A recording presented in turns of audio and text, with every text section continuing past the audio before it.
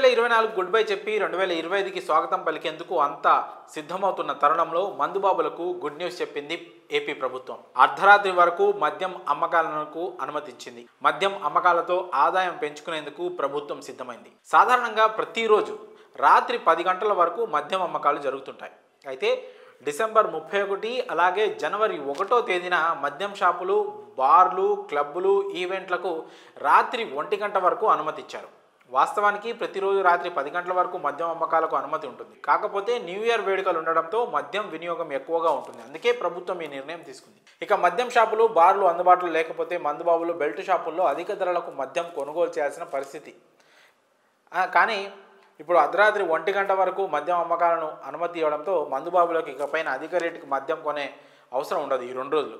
అంతేకాదు ఇంకా బెల్ట్ షాపుల ద్వారా మద్యం విక్రయాలు జరిపిస్తే వారి తాట తీస్తామని కూడా సీఎం హెచ్చరించిన విషయం తెలిసిందే.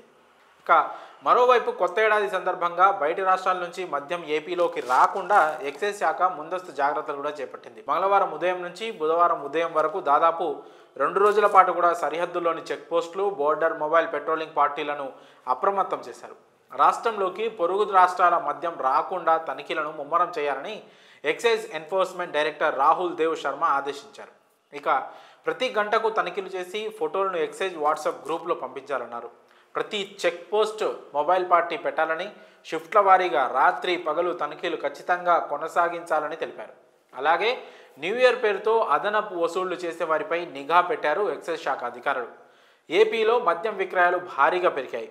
ఈ ఏడాది అక్టోబర్ 15 తర్వాత నుంచి డిసెంబర్ 29 వరకు రాష్ట్రంలో 6,312 కోట్ల రూపాయల విలువ చేసే మద్యం అమ్మకాలు జరిగాయి.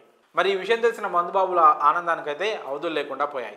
మరి రాత్రి 1 గంట వరకు మద్యం షాపులు అలాగే బార్లు తెరిచి ఉండడంపై మీ అభిప్రాయాలను కామెంట్స్ రూపంలో తెలియజేయండి.